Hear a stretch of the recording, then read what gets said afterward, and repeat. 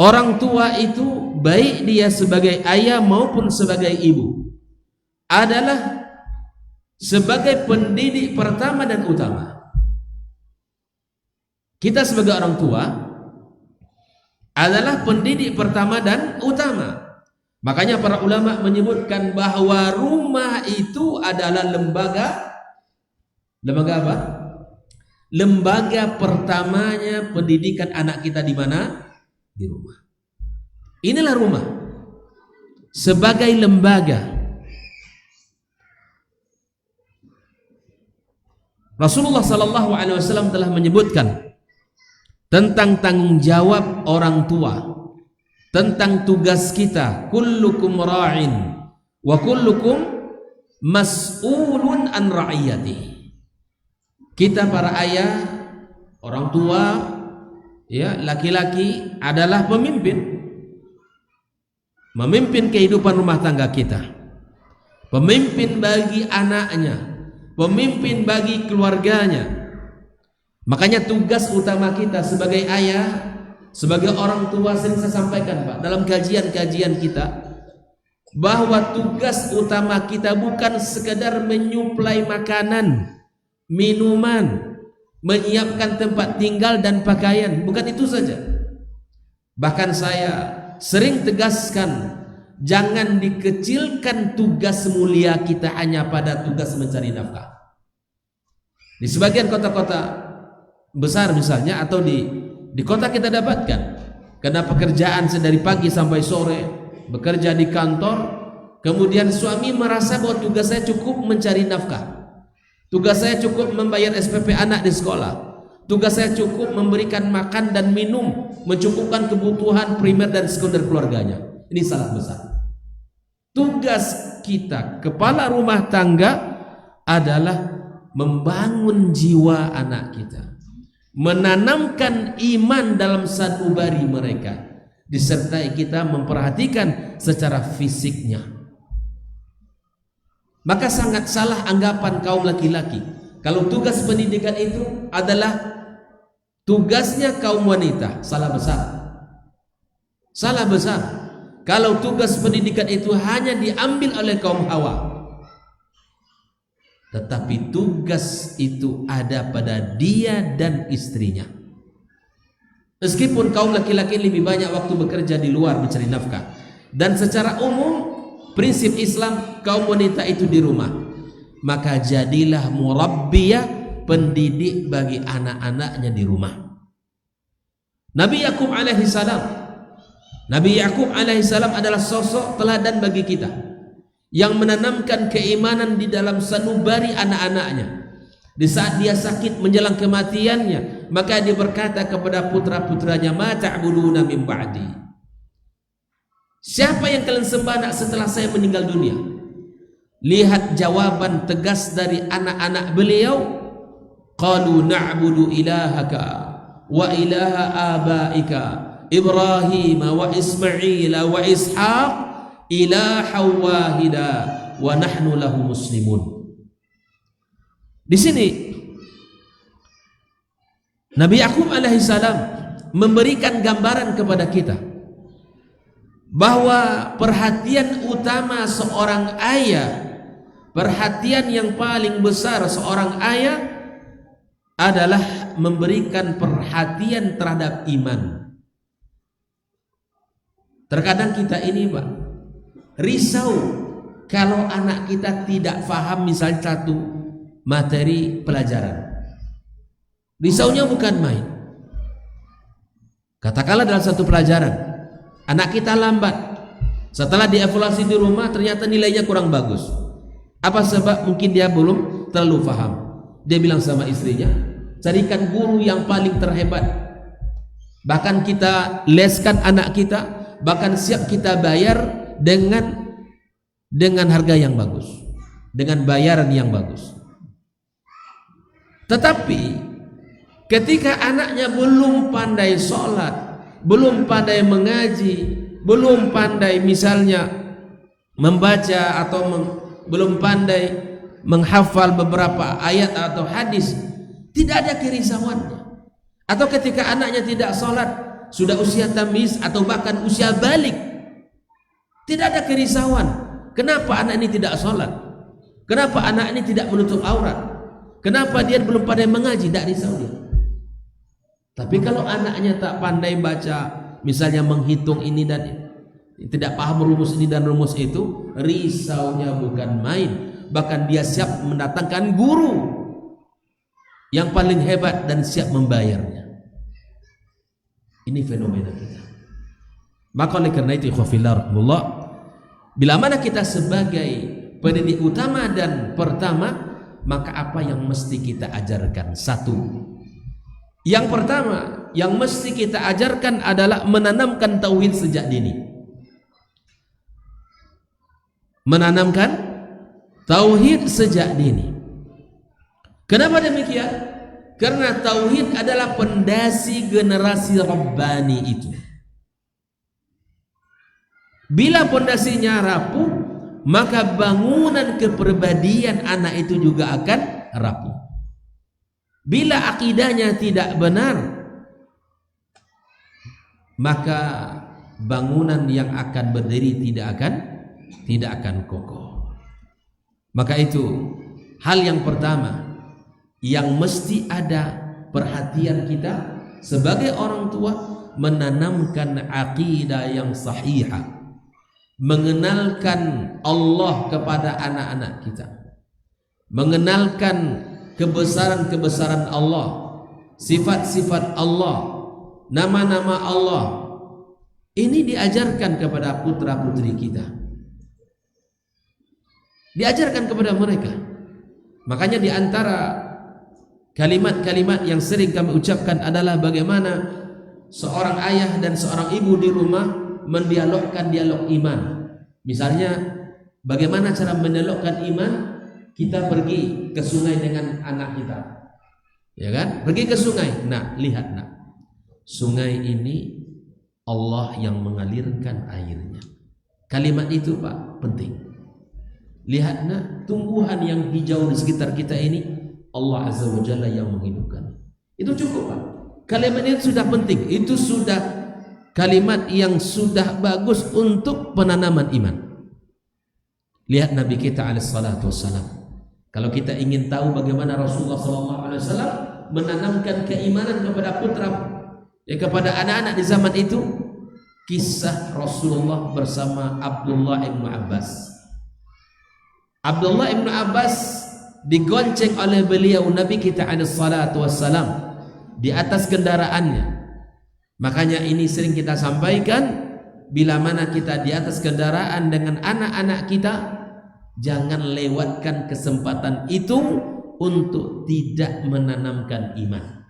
Contoh Rasulullah di atas kendaraan Nabi mengatakan kalimat kepada Abdullah bin Abbas.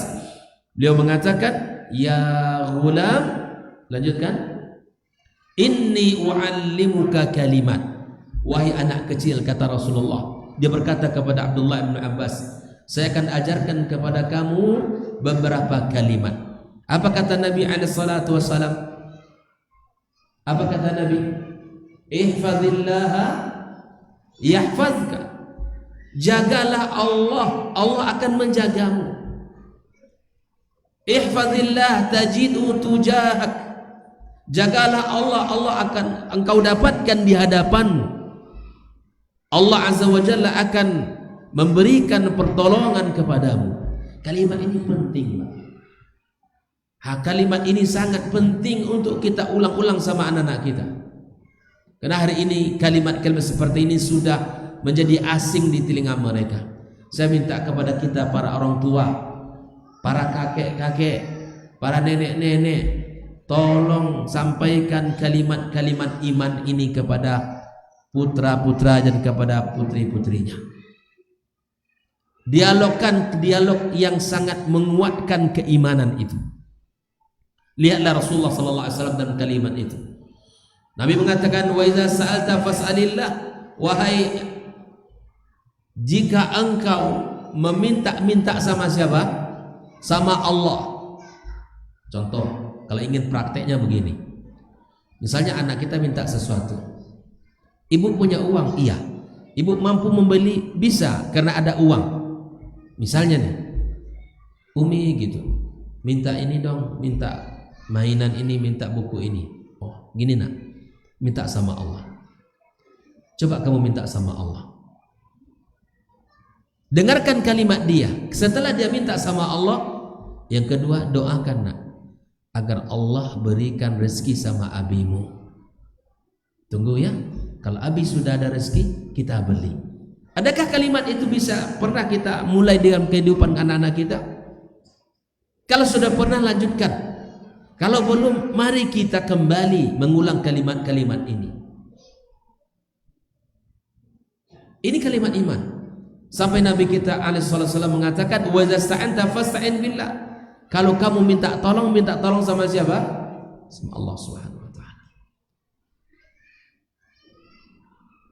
Kita lihat beberapa cuplikan video di Gaza itu ya, di Palestina itu, anak kecil yang mungkin sudah meninggal orang tuanya, bapaknya, ya Allah, ya Rabb. Kalimat-kalimat itu keluar dari lisan karena terikat kuat dalam hatinya bahwa Allah adalah tempat kita mengadu, tempat kita memohon, tempat kita meminta. Maka para ulama menganalogikan bahwa tauhid itu ibarat akar pohon. Bila mana akarnya kuat, maka pohon akan berdiri tegak walaupun ya diterpa oleh badai yang kencang. Bila mana anak kita sudah kita tanamkan sejak kecil akidahnya, tauhidnya, maka insya Allah anak kita memiliki ya kekuatan untuk menghadapi ujian dalam kehidupan ini. Nah, menanamkan akidah kepada anak-anak di usia kecil dengan cara mendialogkan iman. Tidak cukup hanya menghafalkan rukun iman, iman kepada Allah, iman kepada, bukan itu saja. Jelas ya? Yang guru-guru tolong diperhatikan.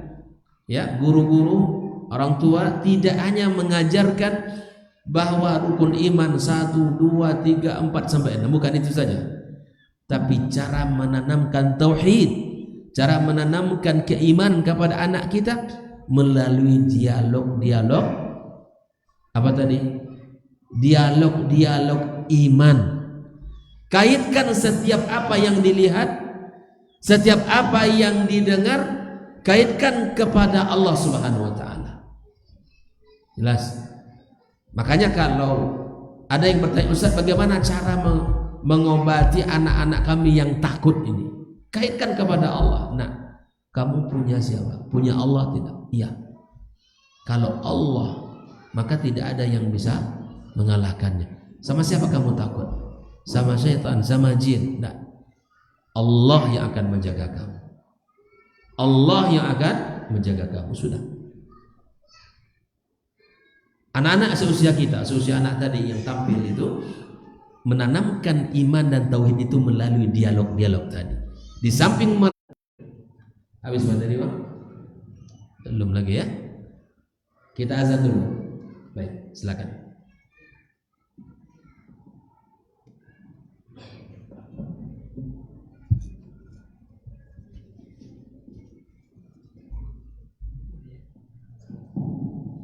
Anda.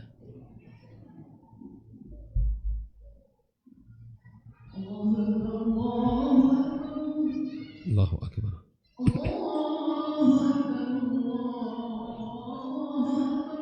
Allahu Akbar.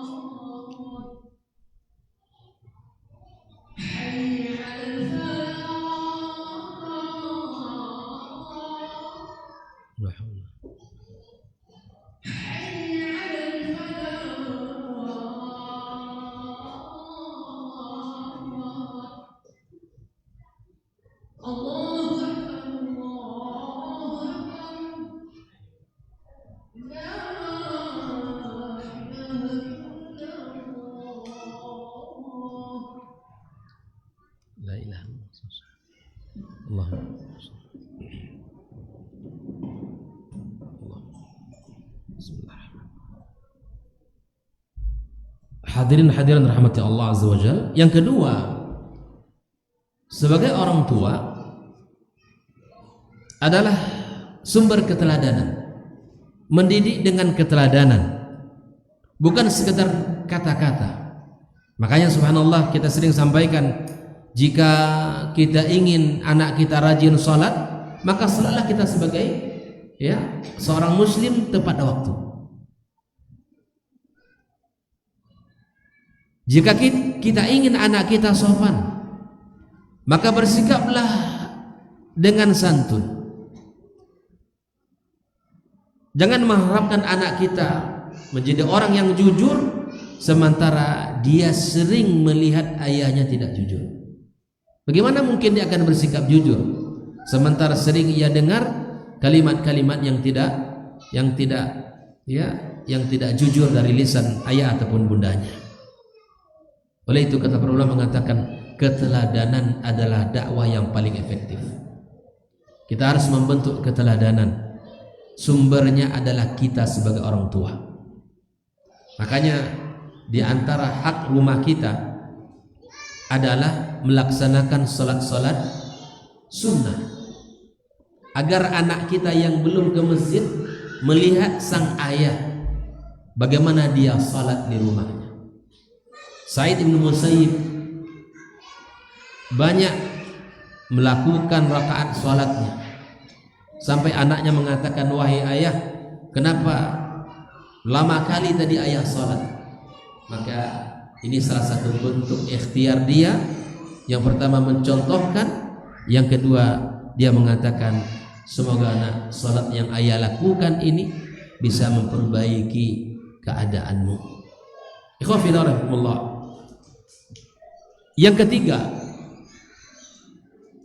ketiga yang mesti dikerjakan oleh orang tua sebagai peran yang paling utama adalah kasih sayang di dalam pendidikan anak-anaknya. Dasarkan kasih sayang, jadikan dia sebagai pondasi. Ada sebuah kisah di zaman Nabi SAW. Kata dia, Aqra' bin Habis namanya.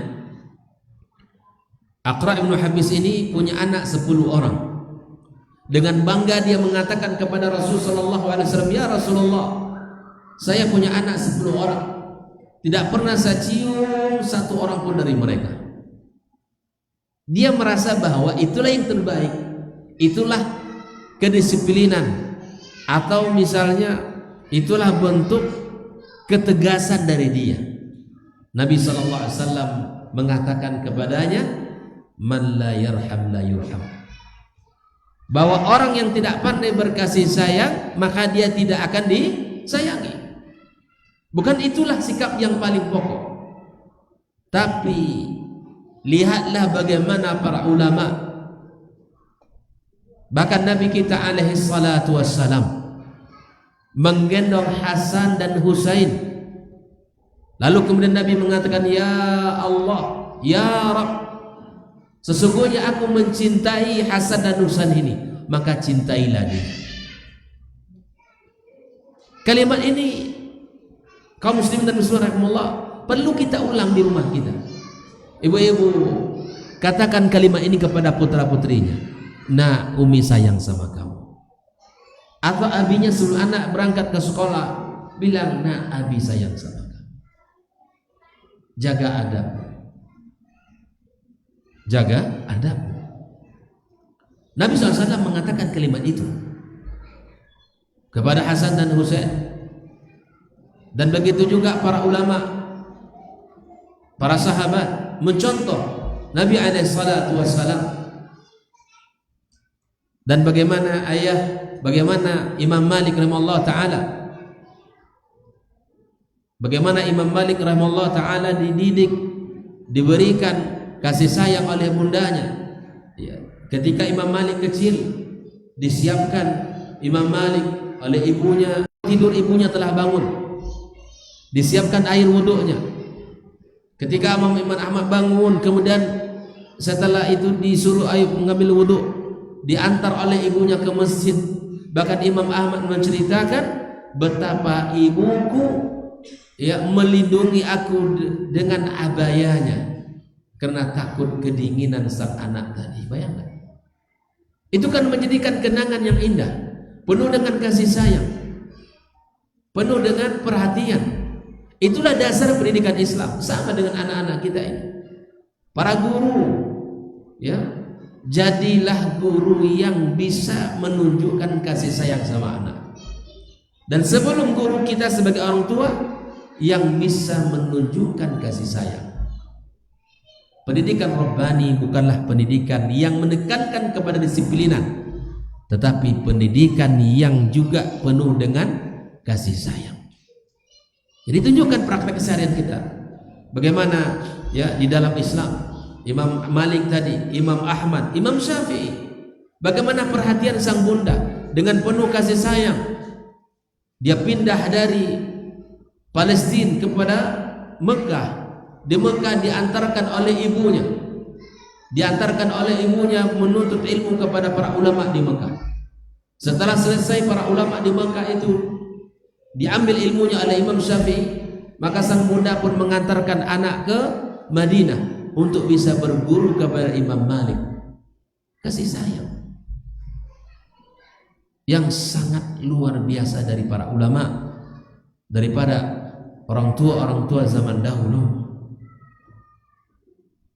Nah, oleh karenanya tugas kita kaum muslimin rahimakumullah, di samping menanamkan akidah, keimanan, tauhid, bukan sekedar menanamkan, menghafalkan ya rukun iman ada 6, rukun Islam ada 5, bukan itu saja, tetapi melalui dialog-dialog iman. Karena anak seusia itu diperlukan untuk memberikan dialog. Yang kedua, jadilah orang tua sumber keteladanan bagi anak-anak itu sendiri. Tunjukkan kita adalah qudwah mereka. Kita adalah sumber keteladanan mereka. Yang ketiga, didiklah anak kita dengan penuh kasih sayang. Jangan dengan kekerasan. Terkadang kena ambisi yang tinggi, ambisi yang sangat tinggi kita, ya subhanallah, memberikan pendidikan yang kasar. Kalau anak kita tidak begini-begini, kalau anak kita tidak menghafal ini, dia begini. Jangan. Yang paling penting itu adalah dialog kepada putra-putrinya, memberikan kalimat-kalimat yang bisa menggugah dia. Mungkin kalimat itu hari ini tidak terlalu kita anggap penting, tapi satu hari kalimat itu akan didengar oleh anak-anak kita. Kaum muslimin dan muslimat rahimakumullah. Yang keempat, tugas kita sebagai orang tua adalah pendidik pertama dan utama adalah berusaha membangun lingkungan dan kondisi rumah yang islami. Rumah yang penuh dengan nilai-nilai Islam.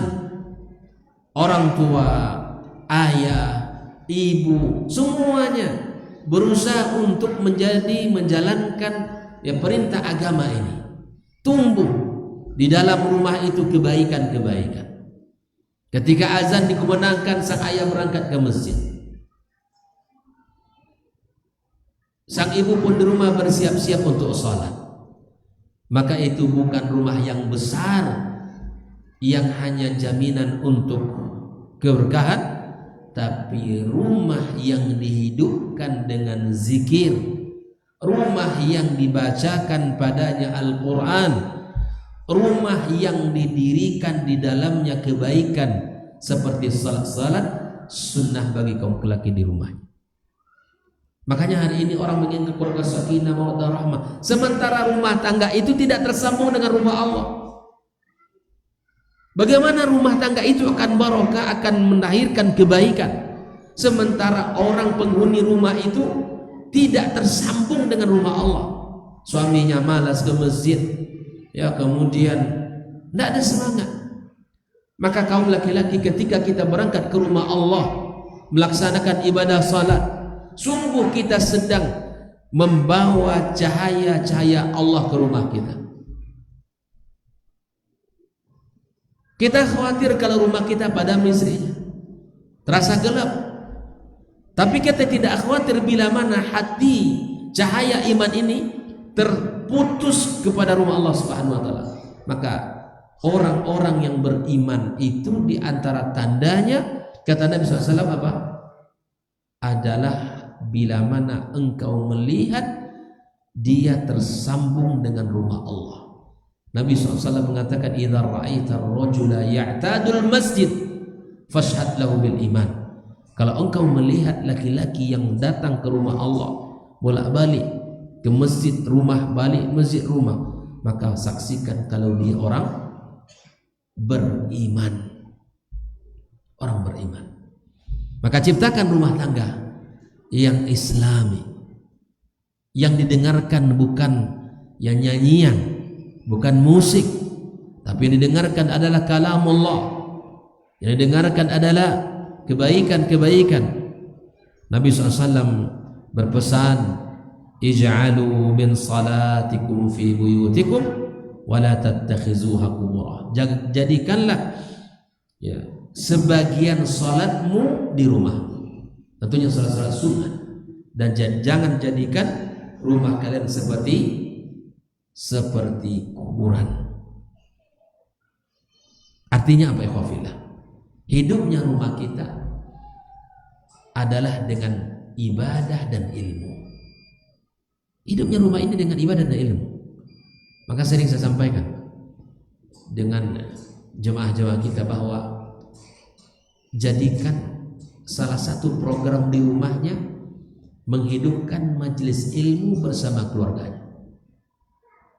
Dalam sepekan saya sering diminta hari ini hari itu, ya saya tidak berikan semua hari dalam sepekan itu karena hampir setiap malam itu ada jadwal, tapi saya bagi ada jadwal untuk anak dan istri di rumah. Maghrib kami duduk, maghrib saya kumpulkan, saya sampaikan nasihat, mungkin kami membaca hadis, baca satu ayat sampai menjelang isya. Ada majelis ilmu di rumah. Dari mana? Umar bin Abdul Aziz, seorang pemimpin, 12 orang anak yang ada sama dia, sesibuknya dalam sibuk, pasti lebih sibuk dia dari kita, ya kan? Kita ini sibuknya ya sibuk-sibuk tak menentu aja kan. Tapi terkadang kita tidak punya jadwal bersama putra-putri kita. Dia punya waktu duduk bersama keluarganya. Bayangkan, Pak. Punya waktu. Saya mengajak diri saya, kita semua harus punya waktu dalam sepekan itu kita bermajlis dengan keluarga. Ustaz, saya nggak ustaz, ya saya nggak banyak ayat, nggak perlu juga. Cukup kita ambil kitab para ulama atau mungkin jamaah yang sudah hafal 1-2 hadis atau 1 ayat yang pernah didengar, mungkin kita punya catatan, kita bersama-sama murajaah, mudarasah. Kalimat itu akan dikenal oleh anak-anak kita, dan itu akan menjadi kenangan indah sama dirinya. Dan saya masih ingat waktu saya kecil, ya, orang tua bapak dia guru ngaji, ya, dia guru ngaji, dan kami dibuatkan jadwal untuk diberikan nasihat. Saya masih ingat betul. Nah, ini mari kita hidupkan di rumah kita. Ciptakan lingkungan keluarga yang islami dengan menghidupkan ibadah dan ilmu. Nah, jadikan juga waktu-waktu makan, waktu bersama sebagai majelis nasihat. Dan ini dilakukan oleh Nabi SAW. Ketika Umar bin Abi Salamah di hadapan dia, Umar ini mengambil makanan yang bukan di hadapannya, maka Nabi katakan kepada Umar bin Abi Salamah, ya ghulam samillah, wahai nak, makan dengan ucapan bismillah. Wa kul biyaminik, makan dengan tangan kananmu. Wa kul mimma yalik, dan makan yang paling dekat denganmu. Majlis waktu makan dijadikan sebagai majlis nasihat, bukan sekadar hanya makan, tapi kita sebagai orang tua memberikan kalimat-kalimat yang bisa menguatkan dia. Jadi itulah proses pendidikan itu. Dia bukan hanya sekedar instan masukkan sekolah anak kemudian nanti. Makanya saya paling tidak suka melihat orang tua kalau bisa sekolah itu dari pagi sampai jam 5 sore. Ini orang tua ingin berlepas diri. Saya pernah menemukan orang tua begini. Kebetulan kami punya lembaga di Pekanbaru. Bertanya dia, Ustaz, ini sekolah sampai jam berapa? Bilang sampai siang. Tidak sampai jam 5, Ustaz. Saya paham. Kenapa? Karena dia dan istrinya bekerja. Bayangkan Pak, rumah itu seperti kos. Saya pernah diceritakan oleh salah seorang jemaah, sampai dia merasa rumah ini kayak kos saja. Pergi sama-sama keluar dari rumah jam 7, pulang nanti sama-sama sore jam 5 ke rumah katanya. Tidak ada kehidupan yang normal kata dia. Istri pergi sama-sama semua anggota rumah itu keluar rumah, sore balik lagi. Sampai di rumah capek lelah tidur. Rumah hanya tempat istirahat. Tidak ada dialog, tidak ada komunikasi, tidak ada canda, tidak ada tawa, tidak ada kedekatan.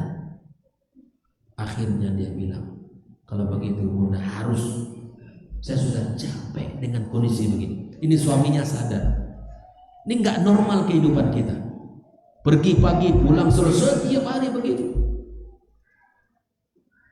Akhirnya istri disuruh di rumah, berhenti bekerja, biar saya mencari rezeki. Tolong didik anak-anak kita. Kalau sama-sama pulang sore hari itu kan sama-sama capek, sama-sama letih, tak akan ada yang namanya dialog, tak akan ada yang namanya lagi obrolan ringan. Maka ikhwah fillah rahimahullah, ini tugas kita, bukan sekedar memberi makan dan minum, tetapi dia adalah amanah yang Allah berikan agar kita tahu bahwa anak ini adalah akan dimintai pertanggungjawaban hadapan Allah Subhanahu wa taala. Nah, kemudian di antara tugas kita adalah memberi rezeki yang halal dan jangan pernah putus dalam mendoakan anak-anak kita. Mungkin ikhtiar kita sudah banyak, kita perhatiannya sudah sangat besar, tapi ada senjata yang kita miliki. Jangan pernah kita berhenti mendoakan anak-anak kita. Doakan terus, minta sama Allah agar Allah perbaiki keturunan kita. Doa orang tua ibarat anak panah yang melesat ke langit, tak terlihat namun tak akan pernah tersesat. Bayangkan, apapun yang kita minta sama Allah itu adalah kebaikan. Apapun, minta sehat, minta rezeki, minta anak saleh, minta saja, karena tidak ada permintaan kita kecuali akan Allah kabulkan. Maka nasihat saya untuk diri dan kita semua para jamaah, jadilah orang tua yang selalu mendoakan anak-anaknya. Lihat Nabi Ibrahim alaihissalam, dia mendoakan, Rabbi ij'alni muqimas shalah wa min dzurriyyati Rabbi habli minas salihin. Nabi Zakaria juga mengatakan, Rabbi habli min ladunka dzurriyyatan thayyibatan innaka sami'ud du'a. Ini peran-peran yang mesti kita lakukan sebagai orang tua.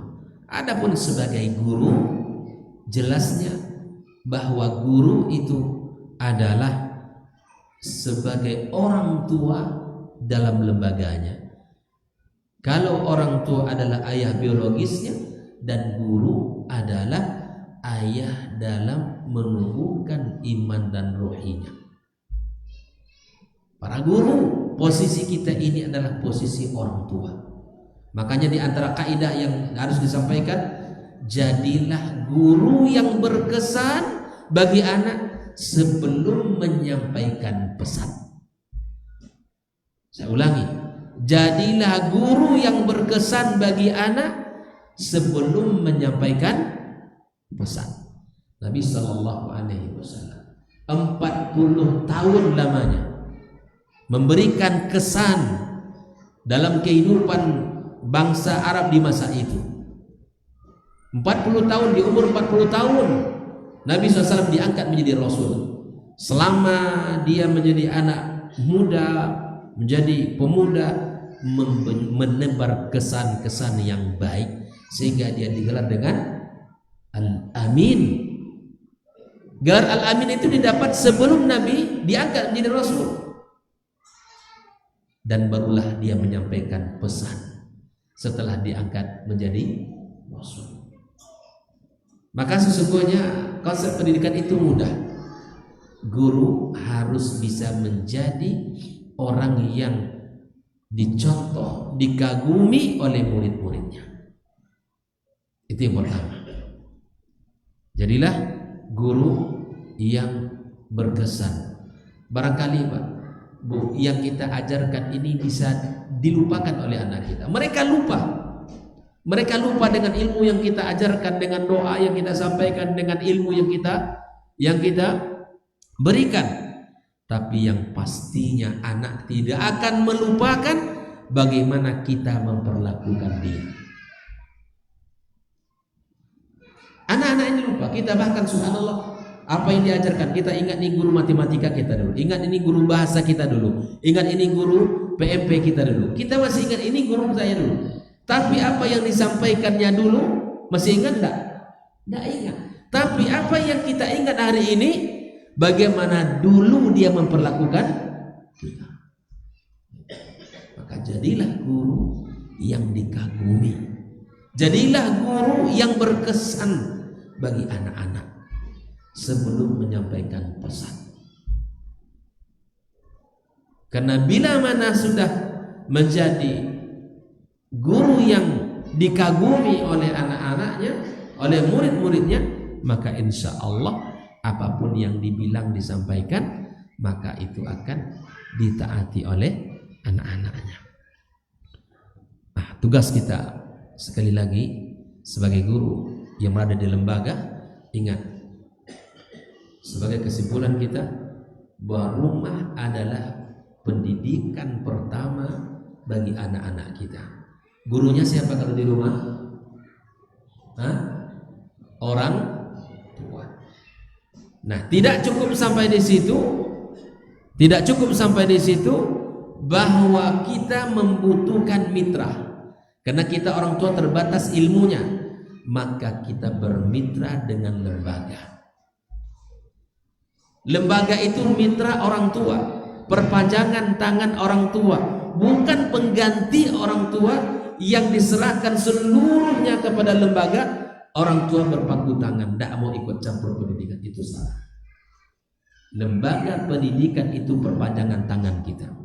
Karena tidak banyak kita tahu ilmu, maka ada di sekolah. Apa yang mesti kita sinergikan? Ini dia poin terakhir kita. Pertama, karena lembaga pendidikan itu mitra, sebagai wali santri adalah wajib menghormati lembaga itu. Yang kedua, wajib memuliakan guru dari anak-anaknya. Jangan sampai menyakiti hati guru anak-anak kita. Bila mana guru anak kita tidak ridha dengan anak-anak kita, maka dikhawatirkan ilmu yang ia dapat tidak barokah. Maka di dalam Islam itu guru sangat dijaga. Saya di Pekanbaru, kalau ada wali santri yang menyakiti hati guru di lembaga saya, hari itu saya keluarkan kalau terbukti. Tidak ada kata-kata maaf. Karena saya sudah sampaikan bahwa lembaga ini sangat menjunjung tinggi kehormatan bagi guru. Guru itu kami yang membelanya. Makanya ketika awal masuk saya sampaikan bahwa setiap wali santri memahami kedudukan guru dari anak-anaknya, walaupun kecil usianya, tapi dia adalah mitra bapak ibu. Kalau mitra apa? Sejajar apa tidak? Sejajar, posisinya adalah sejajar. Tanggung jawabnya bahkan mungkin lebih besar dari kita, karena kita tidak banyak ilmu yang kita berikan. Maka wajib menghormati guru. Tidak hanya guru, tapi menghormati lembaga. Hari ini kan terkadang, apalagi lembaga-lembaga pendidikan pesantren misalnya, kalau sudah memondok, terkadang macam-macam.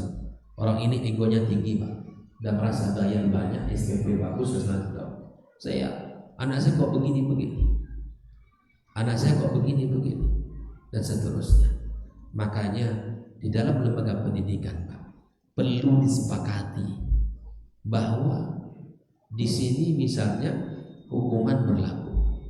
Kalau anak dihukum, maka kita sebagai orang tua harus berdiri bersama lembaga seharusnya. Contoh, misalnya anak ngadu ke rumah, Pak, tadi saya begini misalnya dihukum gitu. Kenapa kamu dihukum oleh gurumu? Begini, ya persi anak pasti lain. Maka sebagai orang tua tidak langsung menyimpulkan bahwa guru yang salah. Di kami ada tradisi harus mencari data seperti apa. Harus mencari data seperti apa kisah yang sebenarnya. Maka hal yang paling penting untuk disinergikan adalah komunikasi. Bagaimana cara membangun komunikasi?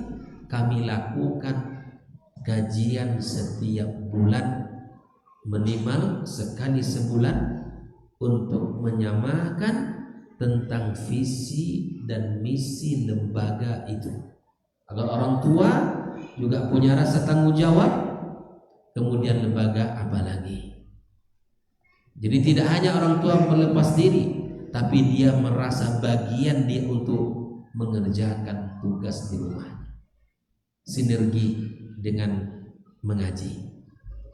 Kalau bisa di tempat ini nanti buatlah kajian sekali sebulan. Ya, kumpulkan wali santri. Berapa santri kita di sini, Bang? Berapa? 53 orang banyak. Maka dibuat jadwal kajian bulanan wali santri. Ini TK ya. TK bisa. Kalau bisa buat jadwal, tetapkan, karena itu akan menguatkan kita lembaga dan menguatkan visi di dalam mewujudkan generasi ini. Kalau tidak, masing-masing akan berjalan dengan caranya. Sinergi dengan menghidupkan majelis ilmu. Sinergi dengan menghadirkan kurikulum yang membangun iman dan akhlak. Ada laporan, ada komunikasi. Makanya kalau tidak sinergi nanti, guru-gurunya di sekolah menanam nilai-nilai kebaikan, di rumah nanti mencontohkan kebalikannya. Nah, minum makan dengan tangan kanan ya, kata ustazahnya. Pas pulang di rumah nampak emak lagi minum dengan habis semuanya. Bagaimana cara menyamakan? Dengan majelis ilmu. Majelis ilmu. Saya merekomendasikan kepada pengurus sekolah atau yayasan untuk membuat majelis ilmu di lembaga ini minimal sekali sebulan. Untuk menyamakan semangat, pemahaman, tanggung jawab di dalam pendidikan. Mudah-mudahan Allah Subhanahu wa taala berikan kemudahan bagi kita untuk melahirkan anak-anak yang saleh dan saleh, melahirkan generasi-generasi rabbani yang berilmu, berakhlak, taat kepada Allah, memiliki akidah yang kokoh. Itu generasi rabbani. Generasi yang berilmu, bukan generasi jahil, bukan generasi yang bodoh, bukan generasi yang tidak memiliki pondasi akidah agama yang tidak kuat, dan bukan hanya ilmu, tetapi generasi yang memperlihatkan amal dalam kehidupan mereka. Mudah-mudahan Allah Subhanahu wa taala memudahkan kita bersama untuk mendidik dan menjadikan mereka ya sebagai kebaikan-kebaikan setelah kita nanti, karena mereka ini adalah aset termahal kita. Anak-anak ini aset termahal kita yang kita miliki di dunia ini. Mudah-mudahan Allah berikan sekali lagi kemudahan ya, kemudian kebaikan-kebaikan bagi kita bersama ya. Demikian pembahasan kita pada malam ini. Wallahu taala alam. Saya tidak tahu ada tanggung jawab atau tidak. Cukup? Ada tanya jawab atau cukup? Ibu-ibu ada tanya jawab atau cukup? Sudah? Baik, barakallahu fikum. Jazakumullah khairan. Terima kasih sekali lagi atas kesempatan yang diberikan, dan mudah-mudahan Allah Subhanahu wa taala kumpulkan kita selalu dalam kebaikan dan ketaatan, dan Allah kumpulkan kita bersama dalam surga nanti sebagaimana Allah kumpulkan kita di tempat yang mulia ini. Semoga Allah berikan kepada kita anak-anak yang saleh dan salehah, keturunan yang menyejukkan mata dan pandangan kita, dan semoga Allah berikan kepada kita bakti mereka ketika di dunia, dan Allah berikan kepada kita lisan-lisan yang selalu mendoakan kita nanti setelah kita berada di tanah, di bawah tanah. Wallahu taala alam. Wa sallallahu ala nabiyyina wa habibina Muhammadin wa ala alihi wa sahbihi ajmain. Assalamualaikum warahmatullahi wabarakatuh.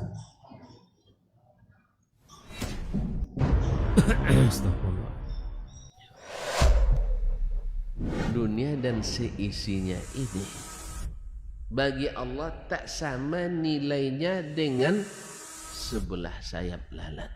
Barang siapa yang beramal untuk akhiratnya, Allah akan cukupkan baginya urusan dunia. Sayati zamanun 'alan nasi as-sabiru fihim qalqabit al-jamarah. Akan ada satu masa di akhir zaman yang berpegang teguh dengan agamanya seperti orang yang sedang memegang bara